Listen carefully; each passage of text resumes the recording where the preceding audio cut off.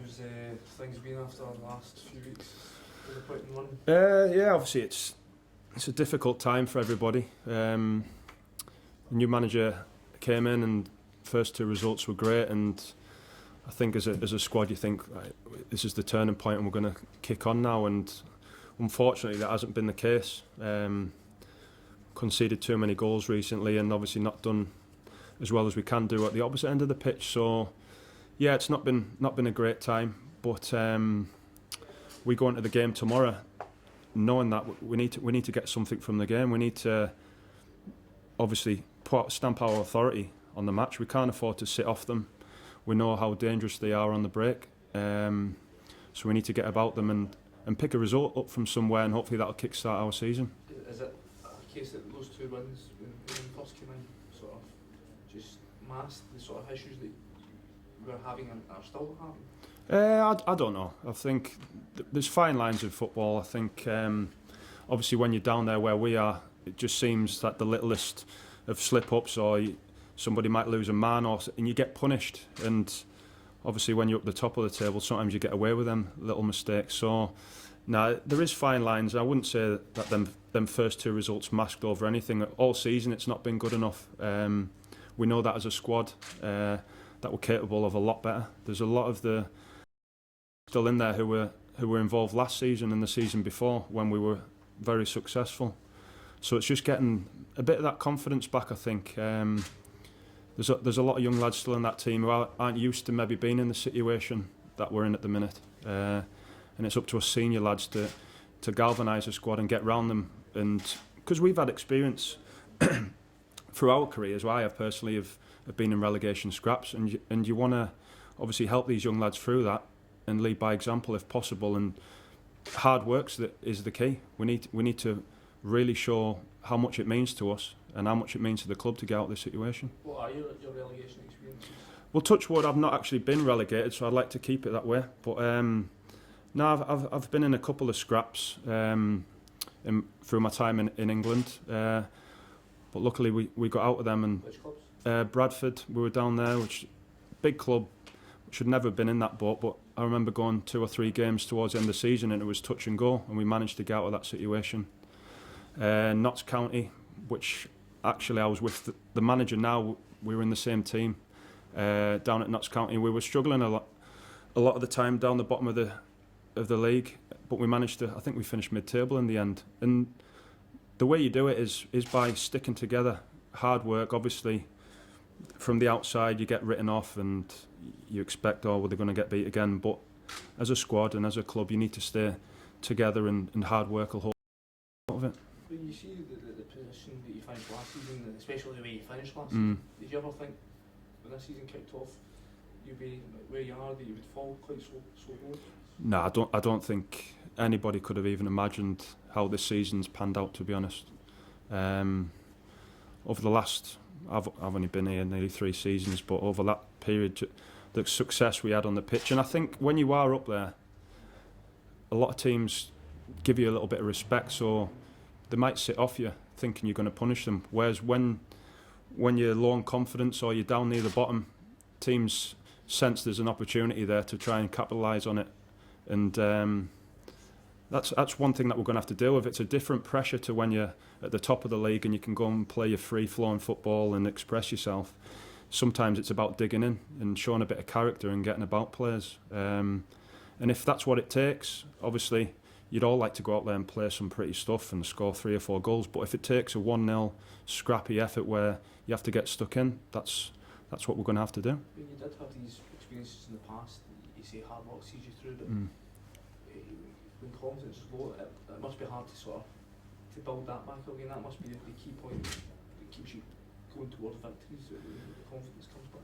Yeah, I think it swings both ways. I think the hard work, if you can get that victory, then that's what gives you the confidence. If you can get 2 or 3 wins and the smiles back on faces and everybody's going into games obviously looking forward to it, and it can kick on from there and be a springboard for the season. So I think the initial of togetherness, let's obviously get about them, And obviously we're well aware of the threats that Dundee United can pose on us tomorrow. We've come up against them already a few times this season, and we got our rewards in Kenny when Kenny took over for the caretaker. The first match we beat them 1-0, and I think that was by obviously not letting them settle on the ball. If you sit off them, they're going to punish you. There's no doubt about it. So that's what we need to do. It's been a difficult season, not just for Mull but for Sunderland as well. So it's sort of a double negative for you so far. Yeah. Managed to beat Newcastle again, so that was nice. And I think Defoe probably save us from going down this season. So hopefully he can kickstart Sunderland, and hopefully we can kickstart our season tomorrow with a win. No solids for you so far though. What's that, sorry? No solids for you so far though. No, that's it. But there's a long way to go. So hopefully we can both have a good second part of the season. It took a kind of wonder goal to beat you guys last time you were at Tannadice. I mean, is that kind of performance the kind of blueprint for you guys away from home at Tannadice? We've had mixed results there. I can remember going there and Big Higgy scored a different class goal after a couple of minutes a couple of seasons ago, and like there's such fine lines. We know we've spoke today about what we need to do. We need to be a lot better than we have done in the last few games. There's no doubt about that. And whether we're going to Dundee United tomorrow, whether we were going to the top of the league, bottom of the league, it's about ourselves and stamping our authority from that first whistle. We can't go out there and wait for things to happen. We need to go out there and make sure that they know they're in for a game for the 90 minutes. It's been some run of games. You guys have had Celtic in midweek, Dundee United, then I think it's St Johnstone possibly coming up as well. Do players kind of look at the fixture list at this time of the season and say, that's a really bad run, or here's where we can really pick up a lot of points? I think you always look at your home games. I think that's where majority of the time you need to be aiming for your 3 points. Home games, making it difficult for teams to come to your patch, and if you can get a consistent run of that over the season and then pick up what you can away from home, that's pretty much what every team's objectives is. But the situation we're in at the minute, obviously home performances and away performances haven't been good enough throughout the whole season, so it's about starting tomorrow, hopefully getting something from this match, and then, like I spoke about before, having a springboard to then go into that massive game next week, which is St Johnstone at home. Have you found it frustrating, especially for yourself, out with the team's struggles, but yourself, you've been in and out the side this season, it must be hard to get a consistent run of form yourself when you're not playing every single week? It is. I think that's on a personal level, but as a team, I think that's maybe been one of the problems this season. We haven't had a consistent 11 that started, which in previous seasons you could name the starting 9, 10 maybe every week, which is no fault of anybody's. You get injuries, you get suspensions, things like that happen. Players left in the summer who were here last season, like McFadden, Hutchinson. These things happen, and it can be hard to get your consistency if you're in and out of the side and you're picking up niggles. But I think the time's come now where we can't be using any more excuses. Obviously it's not ideal, but it happens to every club, sometimes worse than others, and we've had one of them seasons where it has been very bad for us. But hopefully now this second part of the season we can get a few of the injured lads back. That physio room's hopefully going to start getting smaller, and the gaffers obviously spoke about bringing some fresh faces in, so that'll encourage everybody as well. So no, hopefully it's looking a bit more positive. Was there a feeling though that the way that when you got those 2 victories, that was perhaps you clear the relegation zone, you can start looking up, but now that you've had this poor run, that you're starting to think, probably get some 2 points behind us now that we're back into this relegation fight? Were you ever out of the relegation No, I don't think we ever were. I think we didn't kid ourselves and think, oh right, we can aim for the top 6 and what have you. It was a case of, there were vital victories, but we never got ahead of ourselves. We still knew there's hard work. Them 2 games we didn't play like Brazil or something. All of a sudden, there were hard fought victories, and if anything, the second one was probably not deserved. I think Park Thistle's second half put us under a load of pressure, and a draw probably would have been a fair result. So we never kidded ourselves and came off there thinking we've cracked it. We're well aware that there's still some hard work ahead of us, and I'm prepared to put it in, and everybody else in that change room is prepared to put that hard graft in to get us out of the situation we're in. I suppose, the nature of the three clubs at the bottom is that inconsistency's been the sort of key to them, that they'll Mm. sometimes get the odd result here Yeah. and then not follow up, but you can't take any chances that St Mirren or Ross County won't suddenly find a bit of consistency. I think Ross County did that last season, had an incredible run, finished 7th last year.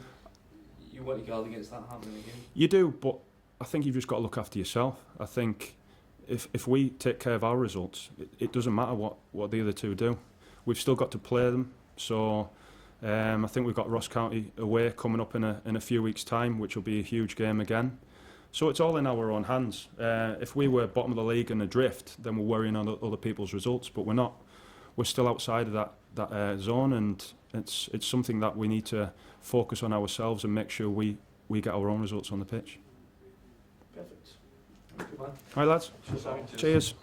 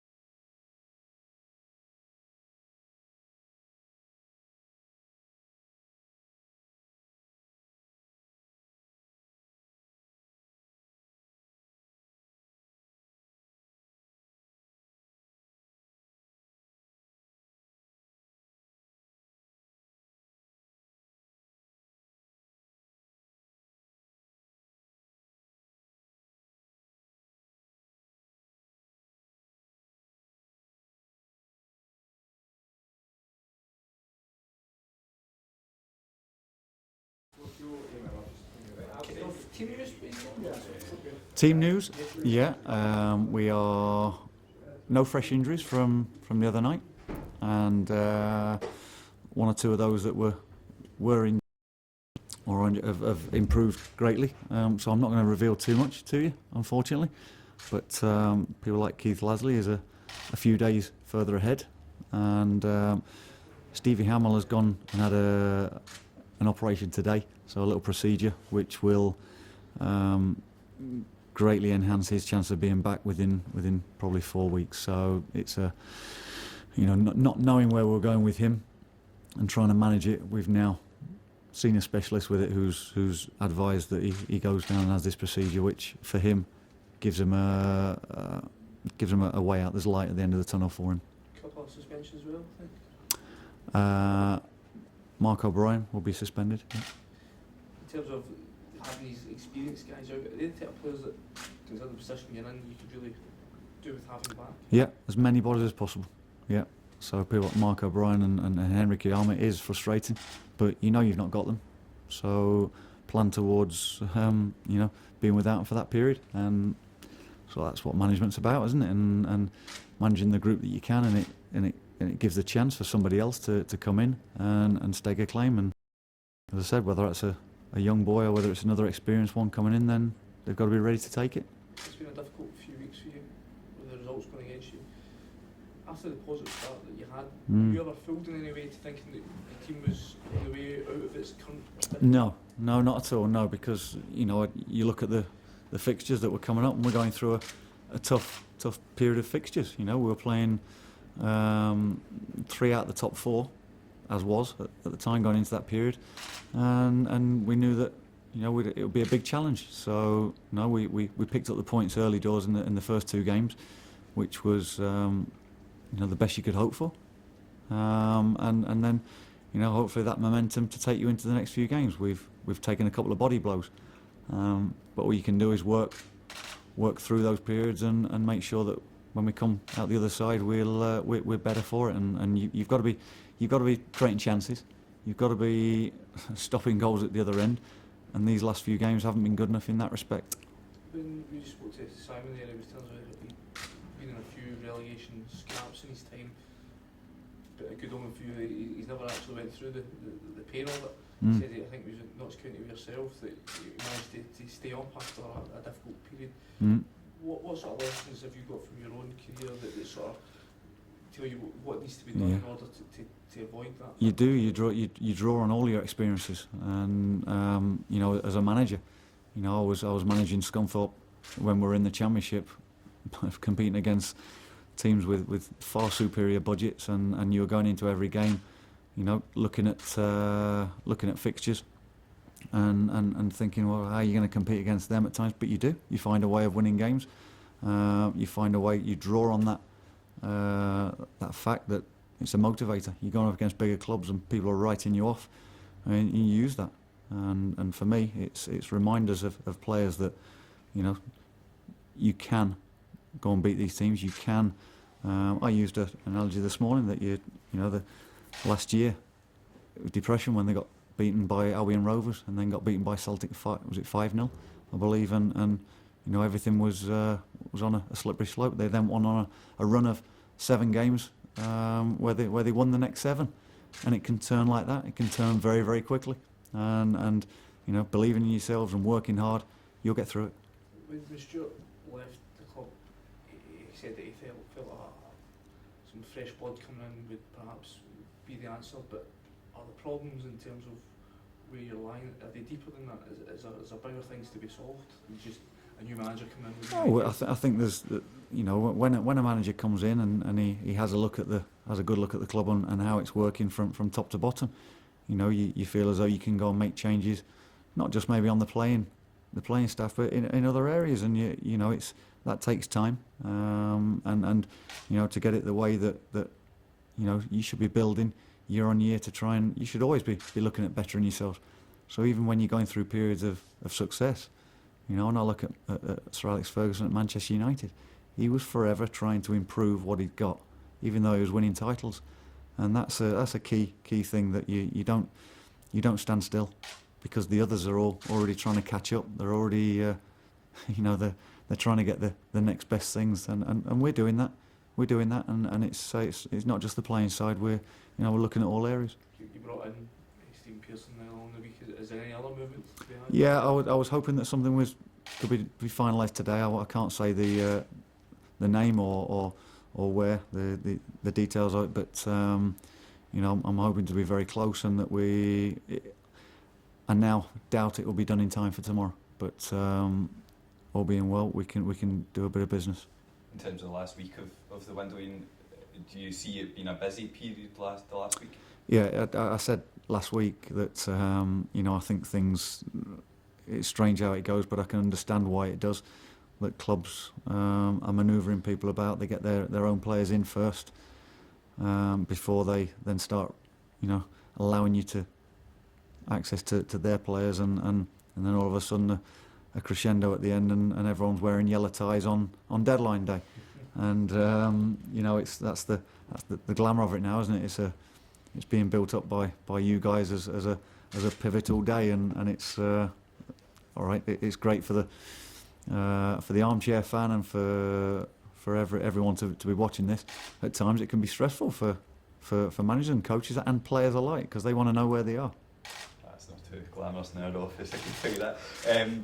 The Welsh Society are saying that they're hoping that their deal will go through to usher in a new era at the club in the next few days. I mean, how do you feel like a new era here, and what would that exactly entail for your kind of job and your side of things? Well, it can only be better for this football club and for me and for everybody working within the structure, because it means that there's a pathway we're going down.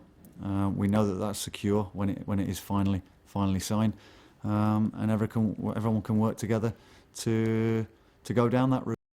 And so it gives everyone a bit of direction, a bit of guidance as to this is where the club's going, this is where we want to take it, and we're all working to this. Dundee United are a kind of club that have had their own vision in recent years of bringing in new kind of young players, and you're obviously facing them this weekend. What have you made of them, and how much of it have you seen?